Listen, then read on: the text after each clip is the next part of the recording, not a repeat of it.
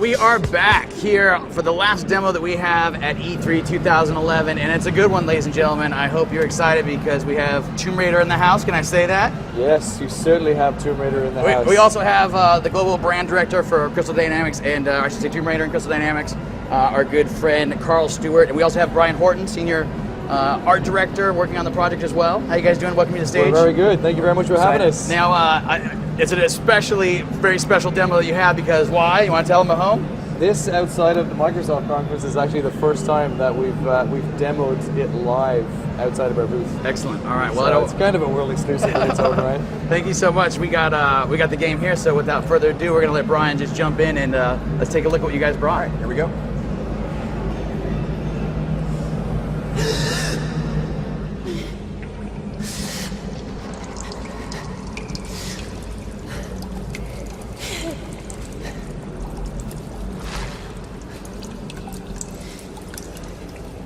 Oh, gotta get out of this.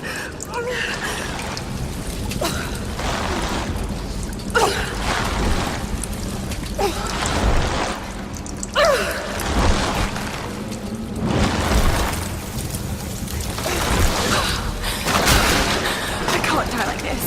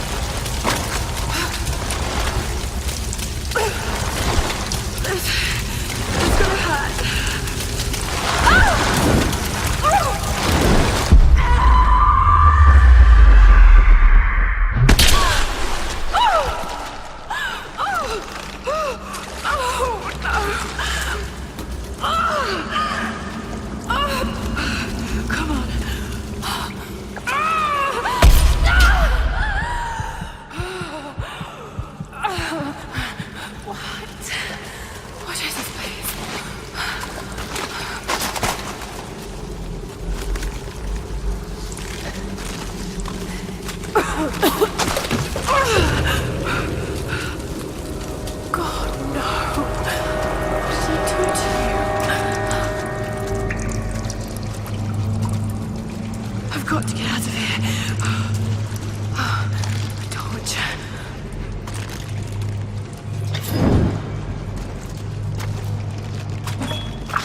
That was loud.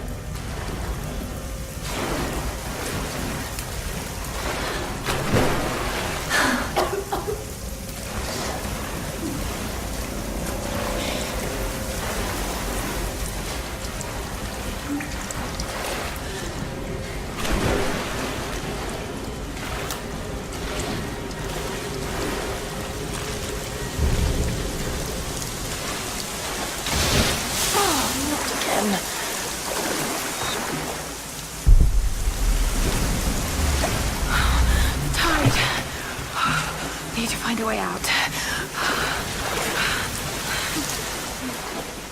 More fire.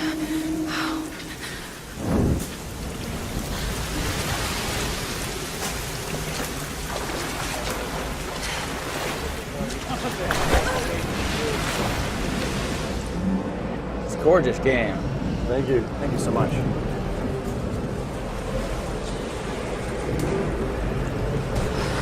What kind of contraption is this?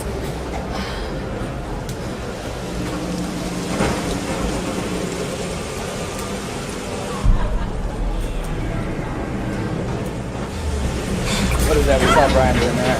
So basically, survival instinct. It's a way to teach the player all the way through about sort of touch points in the world, things that you learn. It's about character growth. So that's smart, resourceful Lara, the sort of the pillars of the game. Is kind of you becoming the forged hero that we want you to be as Lara Croft. And you have to grow into that and understand how the world operates. And the section that you're showing us right here, how far into the game would you say this This is actually the opening. Oh, this is the the opening of the game. This is the first sort of challenge that you put through to try and survive this situation.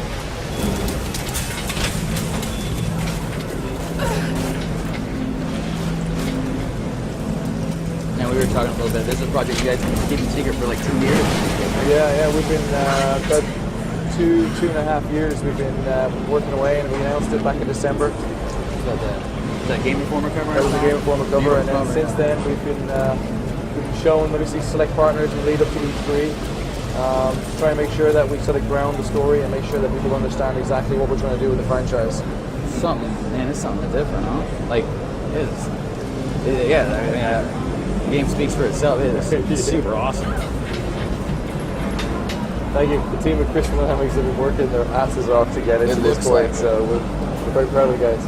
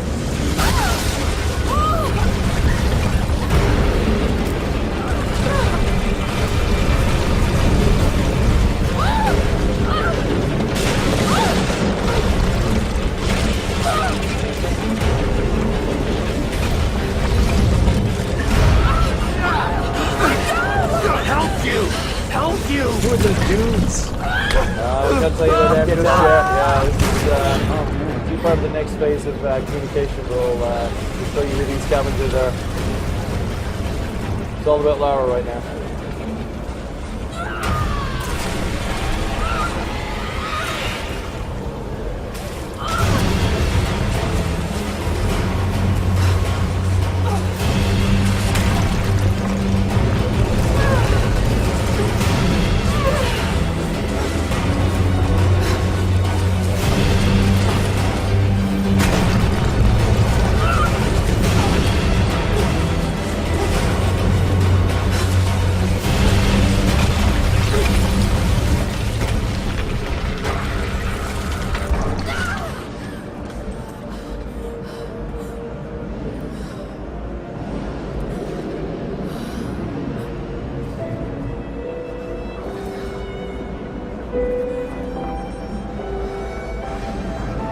That is something else.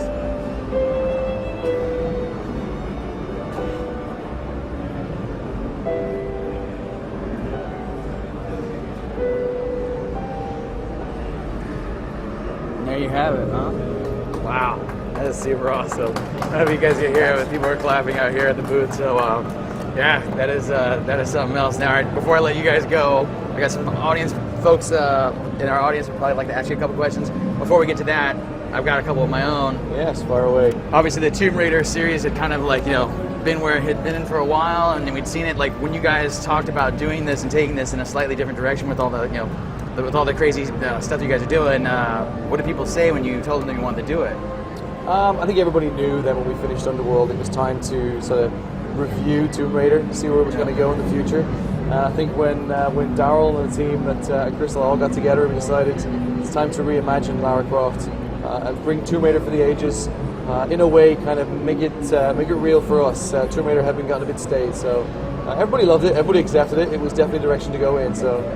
They just really wanted the gaming audience to really care for Lara again. She's an icon. We feel like the way we approached her, making her younger, more vulnerable, and giving her some room to grow is going to make a big difference, and we're really excited about launching that version of Lara to the world. With what you guys had started planning before you started building this some 2 years ago or whatever, and seeing it here today, it's like how close to the original vision. It seems like it's neat. Everything changes. You start with some great ideas, some vision, then you start to tailor that. So I would say over that period of time, it's changed very little. There's maybe a couple of things that have been taken out, which just with things that make sense. Every developer goes through that process where you just feel like it kind of dilutes the experience you're trying to unfold. So we're not too far from the reimagining that we imagined back then. All right, so we're going to take a crack at some of these questions from the audience, if you don't mind. And I know you guys aren't shared a whole lot yet. All you said is mostly about Lara, so by all means, tell me what you can and let me know what you can't.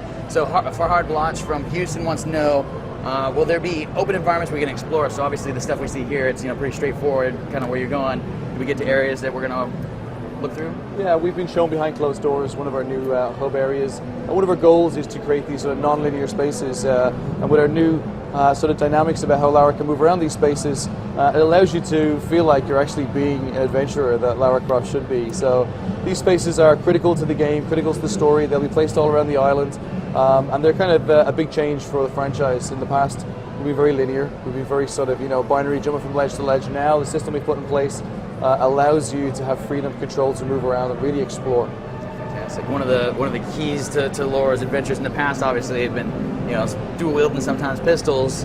Chris Strebler out of Charlotte, North Carolina, wants to know how do you guys basically handle the combat scheme in the new Tomb Raider? So it's a bit early for us to be showing combat because obviously we're trying to introduce this character arc, this young girl who's landed on this island and had to deal with her first situation, and it would kind of extract you from the situation to say, here's a gun, go fight. So I think that will all come. There's a time and place for it, but we're being extremely competitive when it comes to combat for Tomb Raider. And before I let you go, I'm going to ask you a couple more questions here. From Finland, we got somebody asking about the different platforms you guys are going to release it on. Obviously, we've seen it on the Xbox 360 right here. What else you guys got cooking?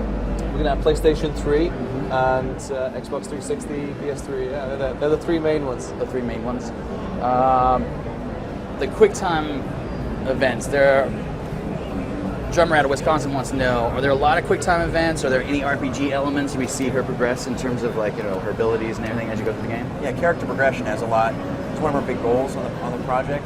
So just because we're telling an origin story and Lara doesn't have all the skills she needs, to be the true hardened survivor, she's going to learn and grow, and these sort of RPG elements are going to be incorporated. But as far as weapon progression, we really wanted to start her off with nothing and have her survive just from her wits and her inner strength. And the first little bit there was kind of a rough time for her. Yeah, it certainly was. And I would say that what you see at this early stage in terms of QuickTime events, that's no indication as to the amount or the level of them throughout the entire game. I got you. Obviously, this is a first look. We're fall 2012, so we're a bit of ways away. Yeah, you guys got some time. Yes, we certainly do. I'm totally going to let you guys off the hook at this point because these questions are they go on forever. And I know you guys are keeping a lot of stuff secret. So I will take well enough and say thank you so much for coming by and showing the game off. Thank you very much. Really do appreciate it, Carl. Thank you so much, Brian. The game was fantastic. Thank you. And with that, ladies and gentlemen, that is our GameSpot E3 2011 stage show. We hope you enjoyed it. We had a ton of fun bringing it to you, and there's still a couple of backpack guys running around here that you're going to be able to watch for a little bit longer. Probably start seeing us tear up this booth and do all kinds of crazy stuff. Are you guys out of here now? We have maybe 5 or 6 things left to do. We're on our 9 o'clock flight back to San Francisco. Excellent. Well, I will let you guys get started on it. Again, thanks you all for watching. We'll see you next time here at GameSpot.